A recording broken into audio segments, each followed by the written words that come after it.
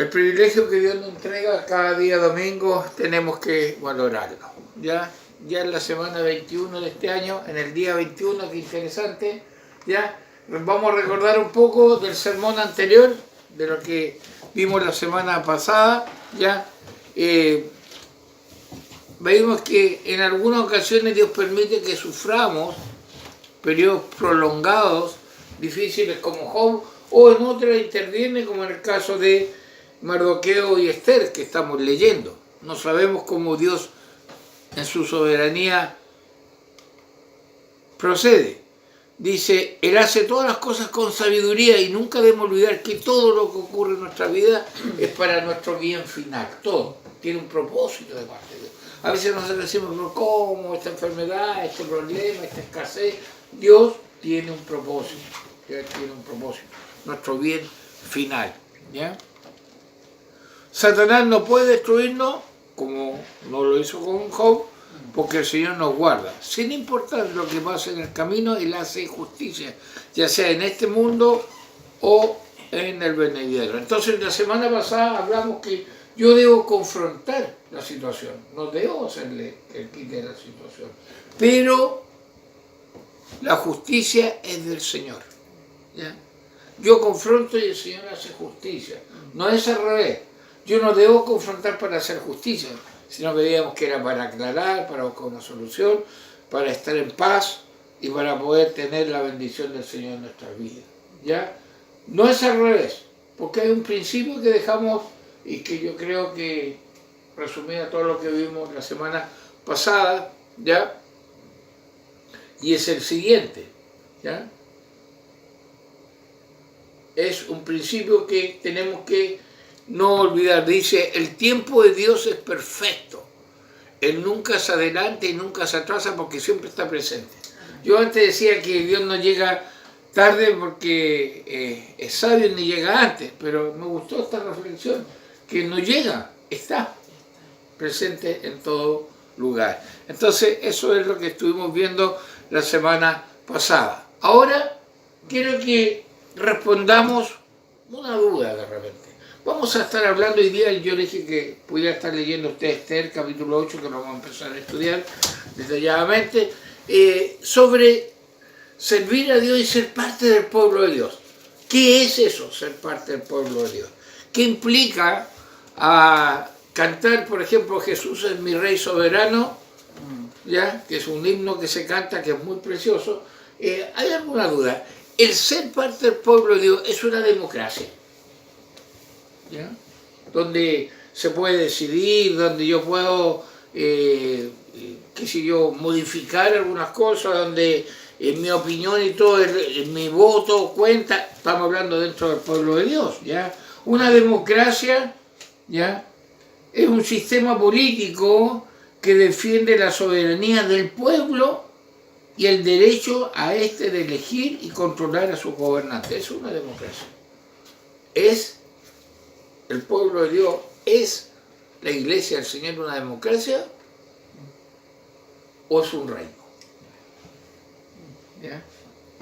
Cambia mucho, contestamos al contestar esta duda, ¿ya? Por lo tanto, nosotros tenemos que saber que este Dios que estamos sirviendo es un Dios que al final va a dar la victoria y que usa a humanos obedientes para lograr muchas veces la victoria también acá en esta vida. Hay un principio o una declaración que tenemos que no olvidar, que dice así: la Biblia nos muestra que al final Dios logrará la victoria. Puede que en este mundo no veamos la justicia divina y veamos que los que no aman a Dios son exitosos, pero en la fecha por Dios señalada, Él nos promete que tiene la victoria asegurada. Eso es algo que no tenemos que olvidar y no es un consuelo sin esperanza, sino que es una realidad. Porque en este mundo, en esta vida, la persona sea exitosa y mal. Una persona anti todo, anticristiano, anti Dios, anti Biblia, y le va bien. Pero la justicia va a llegar. Eso lo tenemos que tener muy en claro. El capítulo 8 de Esther es una muestra maravillosa de cómo Dios, en momentos muy difíciles, decide que sus hijos tengan victoria sobre la maldad que intentaba destruirlo. Es interesante ver cómo estamos desarrollando esta verdad. Al leer este capítulo podemos sacar varios principios, que vamos a empezar a ver algunos ya desafíos, principios que podemos aplicar en nuestro diario vivir, ¿ya? En nuestro diario vivir. Hermano, puede que nuestras batallas no destruyan el cuerpo, pero sí tienen la capacidad de destruir los principios morales que hemos sembrado en la sociedad. Esa batalla realmente a veces la minimizamos y es muy importante, ¿ya? En cuanto a los principios morales. Ahí está la guerra principal. Acá quizá todavía en este país no van a llegar con un revólver, una pistola, a decir reniega tu fe, no, pero a través de las leyes, ¿ya? A través de la educación, están destruyendo los principios morales del cristianismo. Y eso es lo que tenemos que tener muy en claro. Su fin principal es sacar las leyes, o de las leyes la influencia moral bíblica, limitar nuestra fe, impedir que vivamos esa fe públicamente. Eso es lo que se está tratando, y el sistema está tratando de hacerlo de muchas maneras, con leyes. Usted se coloca ciertas cosas, se las censura en Facebook. En otros lados sí puede, o sea, la libertad es para un lado nomás, no para todos lados, ¿ya? Y es más un libertinaje. Entonces, este ataque, hermanos, que nosotros vemos es para destruir los principios morales bíblicos. Solo lo experimentan quienes han nacido de nuevo y que tienen una cosmovisión de los valores absolutos de Dios.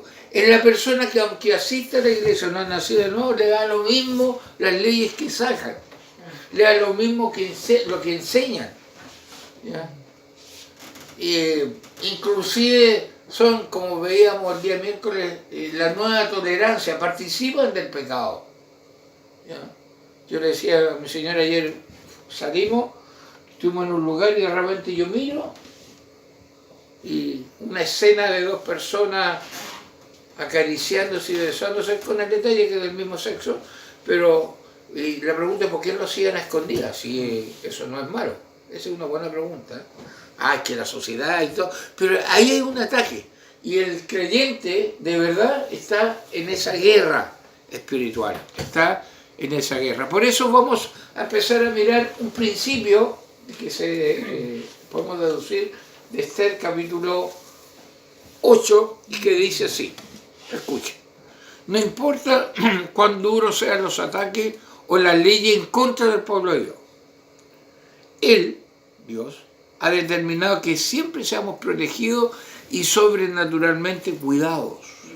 Y con nuestra lucha sabia, algunos decretos pueden ser derogados. Eso es interesante, ¿eh? Dios siempre nos está protegiendo, pero si somos sabios, si procedemos según nuestra cosmovisión, si participamos cívicamente de las oportunidades que nos dan para plantear nuestros principios y todo, a veces hay leyes que pueden ser derogadas, como en el caso que estamos viendo de Mardoqueo y Esther. Puede suceder, estamos diciendo que siempre, pero ahí hay un desafío. Pero para lograr esto, tenemos que saber que los cristianos no son de este mundo.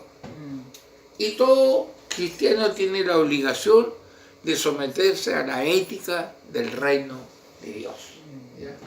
Cuando hablamos que los cristianos no son de este mundo, no estoy diciendo que son de Bilzipap, por si acaso, sino que nuestra ética no es de este mundo, es la ética del reino de Dios. Y tenemos que colocarle atención a la expresión reino, ¿ya? Reino de Dios. Nosotros cantamos, decía yo, que Jesús es mi rey soberano, que somos soldaditos, le enseñamos a los niños y todo eso, pero ¿qué es parte del reino? Entonces volvemos a preguntarnos, ¿ya? ¿Significa que la iglesia, el pueblo de Dios, el creyente, es una democracia? ¿Ya? Es decir, la congregación o inclusive el mismo pastor tiene derecho a modificar y controlar lo que Dios dice en su palabra, o es un reino, ¿ya? Es un reino. Tenemos que preguntarnos nosotros en eso.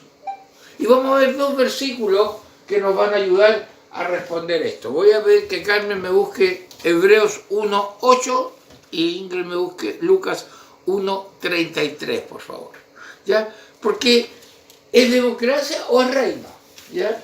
Y aquí quizás nos cuesta un poco entender por el tipo de gobierno que hemos tenido secularmente. República, democracia, bueno, por ahí hubo una dictadura entre medio, pero nos cuesta entender un poco el enfoque de lo que Dios dice que tenemos asegurado su bendición y triunfo, pero siempre y cuando seamos integrantes de este reino y vivamos bajo este reino. Hebreos 1:8, escuchemos. Bueno. Mas el Hijo dice, tu trono, oh Dios, por el siglo del siglo, cetro de equidad es el cetro de tu reino. Ya.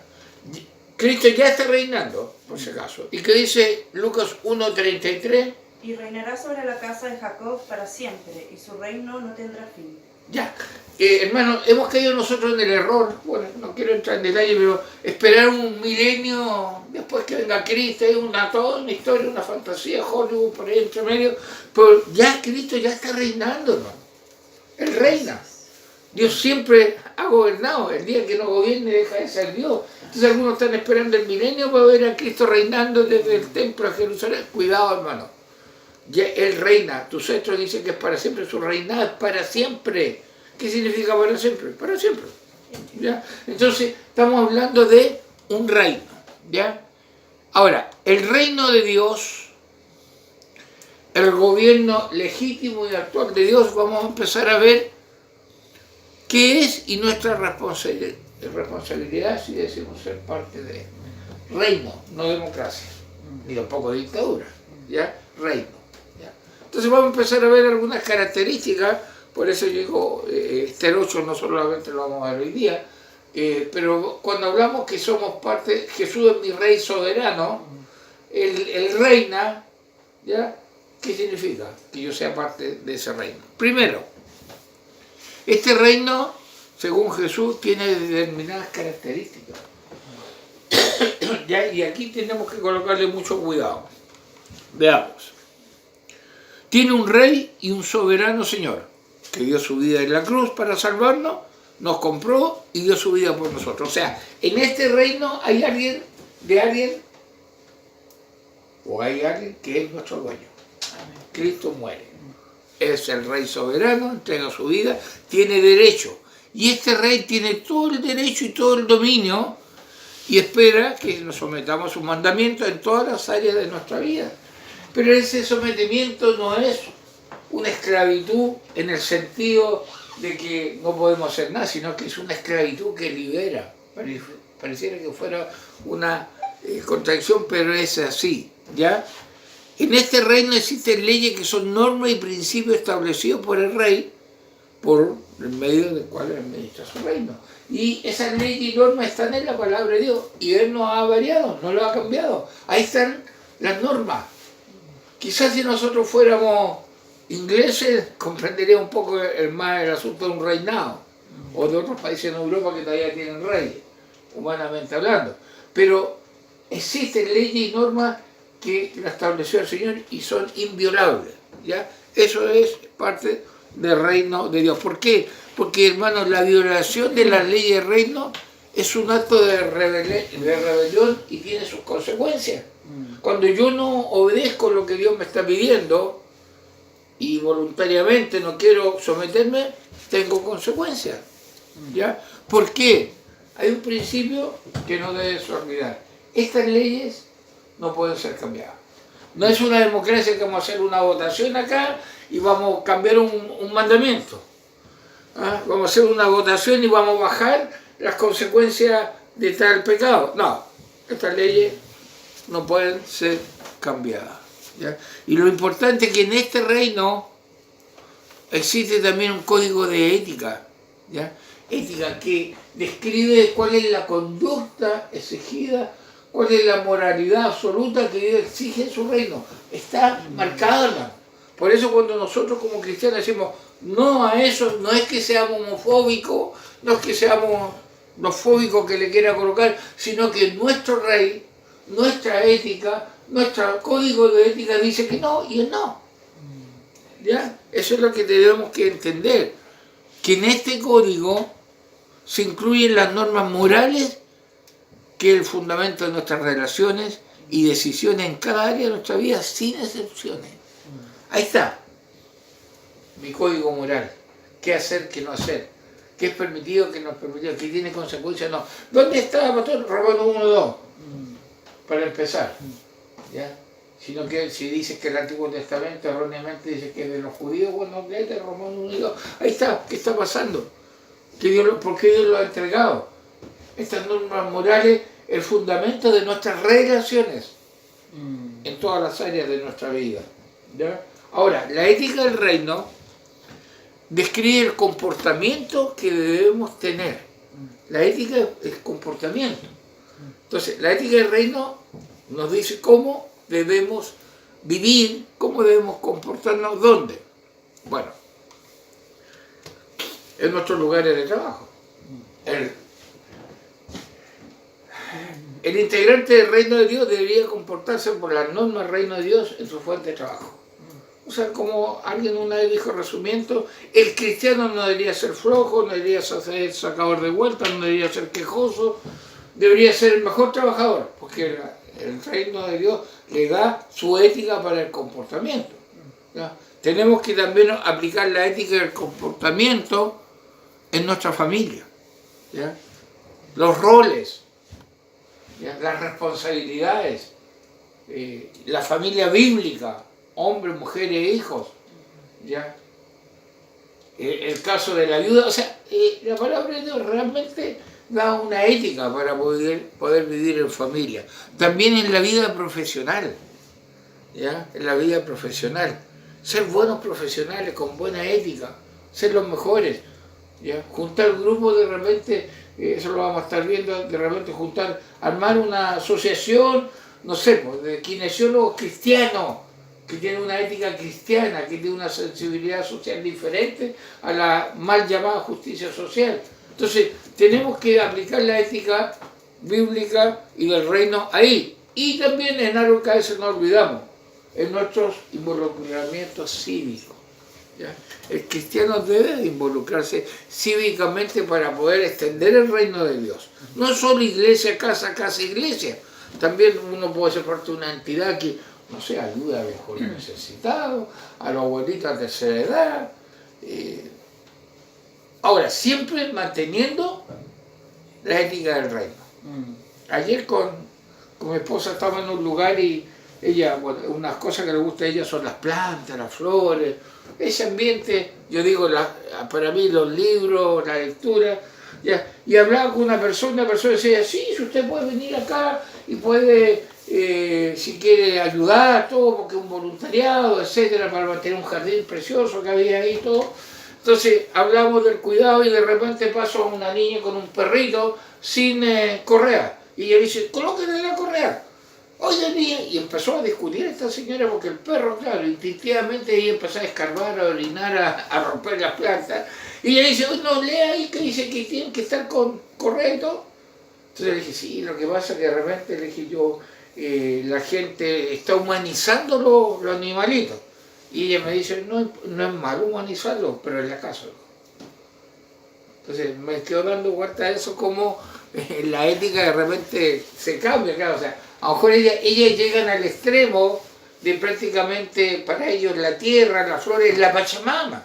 O sea, se da cuenta cómo será pecado que un cristiano esté aprendiendo a plantar no, pero no hay que empezarle a rezar o a orar a la Pachamama, no. O sea, la ética marca todas las áreas de nuestra vida, todas las áreas de nuestra vida.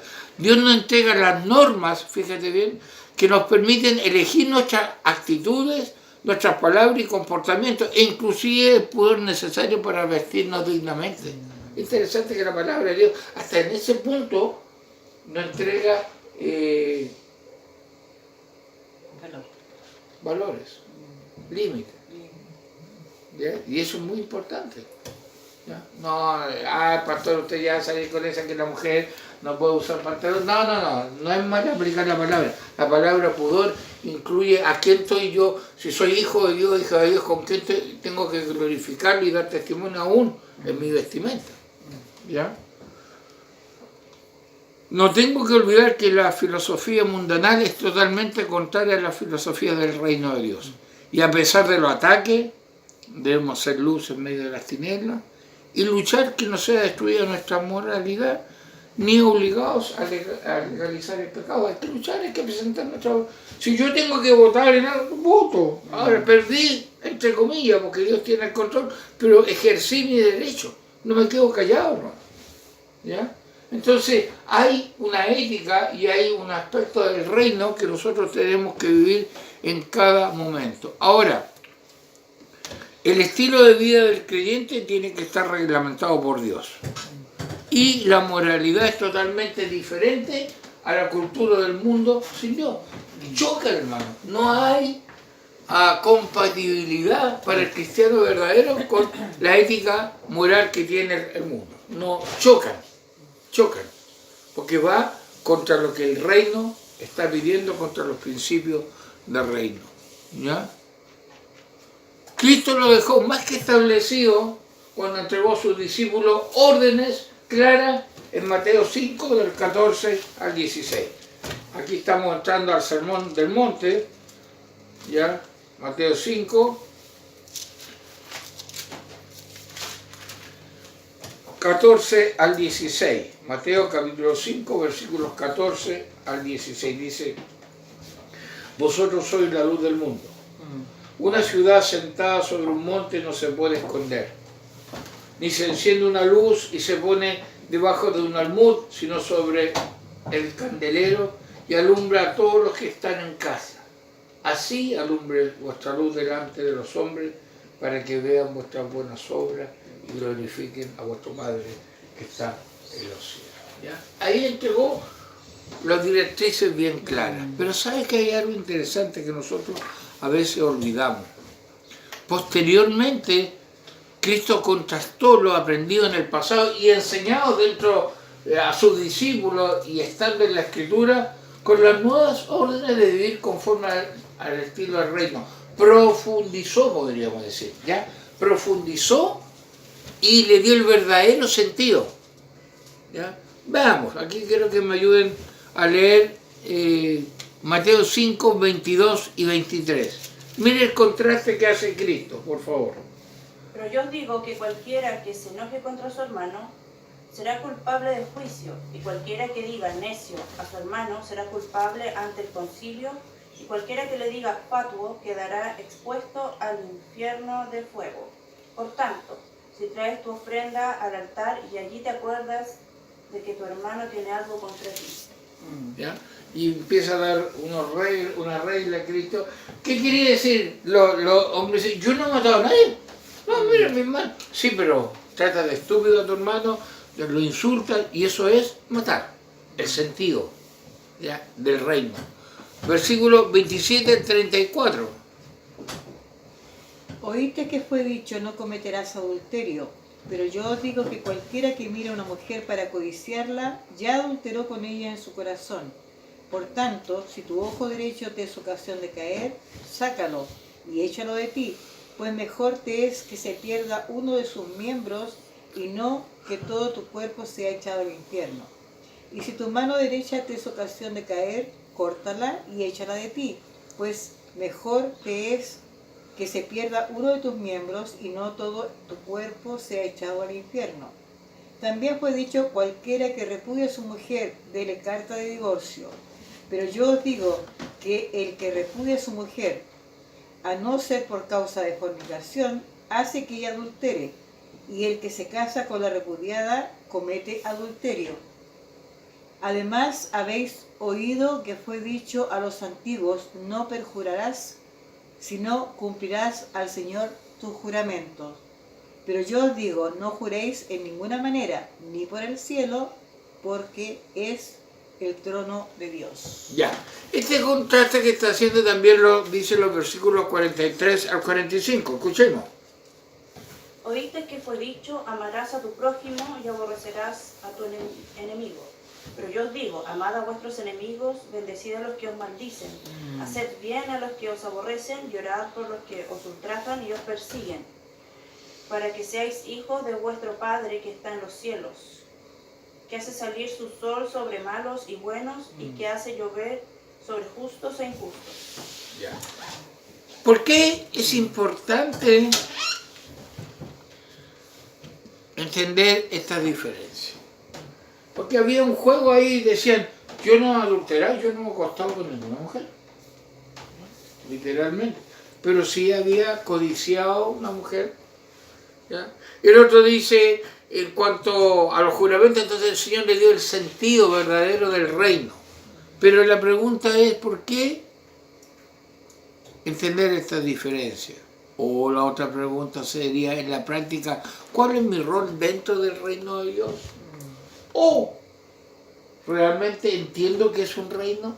He entendido que soy parte del reino de Dios, que Jesús es mi rey soberano, que el Dios soberano gobierna, que hay ética del reino, que hay estamento del reino, que somos parte. ¿He entendido? Bueno, ¿sabe que tenemos que entender esto por una sencilla razón? ¿Ya? Que un reino no es lo mismo que una democracia. Y eso nos tiene que quedar muy claro. Porque hoy en día hay una democracia espiritual dentro de la iglesia y del pueblo de Dios, no un reino. ¿Qué significa eso? Primero que nada, no tenemos derecho a debatir los temas. El rey lo ha colocado, el rey lo ha establecido en su palabra y están acá. Esta es la ley, esta es la palabra de Dios y no tenemos derecho a debatir. ¿Ha visto alguna vez en un reino el pueblo? No, rey, ¿sabes? Mire, votamos de 10, 8 decidimos que usted cambie esta ley. No. Ahora, no es que sea dictador, sino que hay un principio que es inviolable. ¿Ya? No podemos imponer nuestros pensamientos u opiniones. Ahora, no solo no podemos, sino que no debemos. ¿Ya? Es lo que Dios tiene establecido. Y es para recibir la bendición. Y es para ser motivo de bendición. ¿Ya? Si Dios dice que la mentira, por ejemplo, el aborto, el asociarse con los enemigos de la fe, apoyarlo en sus planes que incluyen ir en contra de los principios del reino es pecado, se acabó. Mi decisión moral de algo no es lo que yo piense, o lo que la psicología, o lo que la psiquiatría, o la que psicoterapia, o llámalo lo que sea, la flor de Bach y todo lo que le tiran me enseña, sino lo que Dios dice. Y si Dios dice que es pecado, es pecado. ¿Ya? Se acabó. No tengo más argumentos. ¿Ya? O no debería tener más argumentos. Pero sí tenemos que defender la verdad, eso sí. Tenemos que ser paladines que defienden la verdad del Evangelio. ¿Ya? Debemos participar en la democracia de este mundo y luchar para que no se proscriba nuestra fe, o sea, no se vaya borrando, no se prohíba la moralidad que ama Dios, ni nuestra libertad de vivir y enseñar esa moralidad. Y eso, hermano, es algo muy importante. Yo lo mostraba a Carmen, no sé si usted lo ha visto, un video que anda circulando por ahí, un pastor en plena reunión empieza a hablar de sexo, pero ya explícito total. Y las personas así los ojos abriendo, y habla de esto y habla de lo otro, así con nombre. Y de repente, obviamente, hubo una reacción pero pastor, ¿por qué hace eso? Nuestros hijos no deben escuchar eso. Y le dice, bueno, ¿qué están escuchando en los colegios? ¿Por qué permiten ustedes que en sus colegios, hasta con dibujos, y a veces hasta en vivo y en directo, le enseñen eso y se escandalizan de que se hable de acá?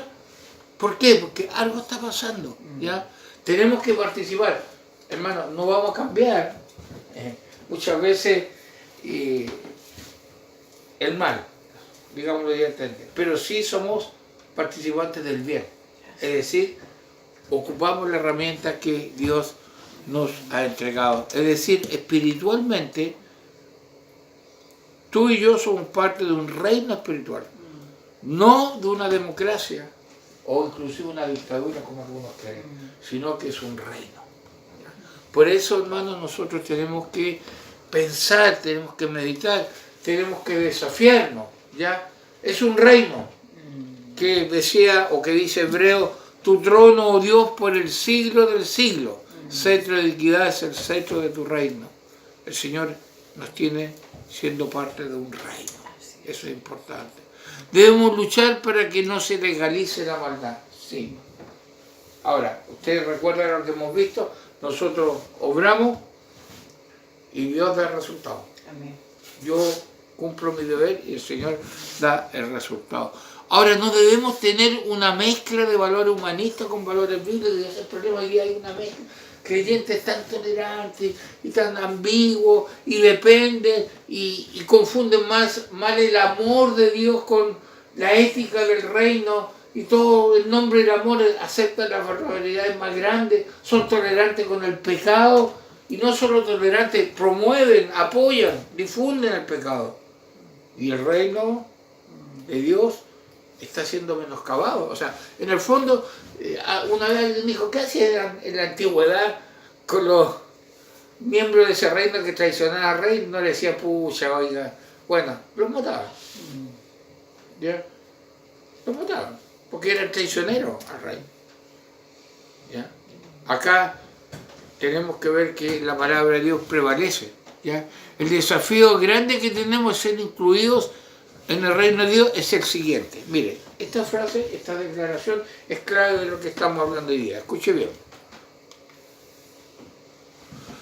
Todas las personas que están fuera del reino de Dios, incluyendo cónyuges, familiares, jefes, autoridades, políticos, querrán pedirnos y aún exigirnos que hagamos lo que ellos piensan y creen, y aún imponernos su estilo de vida. Eso es lo que ellos quieren. ¿Ya? Eso es lo que ellos quieren. Todos ellos tienen que saber que las reglas para aceptar relaciones mías, las reglas para los trabajos, para las órdenes, para las sugerencias, las propuestas, la sociedad y la amistad, son las que se desprenden de la ética bíblica, aunque les agraden y se opongan. O sea, eso es decir, no, ¿sabes? Mi principio es este. Tengo estos principios. Pero entonces es imposible. No, pero si tú eres parte del reino. ¿Ya? Tú eres parte del reino. Recuerda que estamos en el mundo, pero no somos de este mundo. Somos ciudadanos del reino celestial. A veces pareciera que no creemos que somos ciudadanos del reino, pero solamente estamos de paso en este mundo. Por eso cerramos preguntándonos, ¿soy parte de una democracia celestial o un reino celestial? ¿Ya? Eso es bueno preguntarse. ¿De qué soy parte? Si es un reino, bueno, el rey es Dios mismo, el rey es Jesucristo, el rey es que gobierna nuestras vidas. Así que yo les quiero desafiar lo que estamos viendo y lo que vamos a seguir viendo, que no nos olvidemos, ¿ya? No nos olvidemos. Dios ha dicho y es, y Él tiene establecido su ética, tiene establecido sus leyes, y si lo obedecemos tenemos la bendición en su voluntad. Oramos, Padre, gracias por tu palabra. Pedimos, Señor, que nos ayudes a no olvidar que somos parte de un reino, no de una democracia, espiritualmente hablando. Señor, podemos opinar, pero nunca, Señor, nuestra opinión o nuestra decisión va a modificar tus principios, que son los que necesitamos para vivir para tu gloria. Bendice a tu pueblo y gracias por la oportunidad que nos entrega. En el nombre de Jesús. Amén.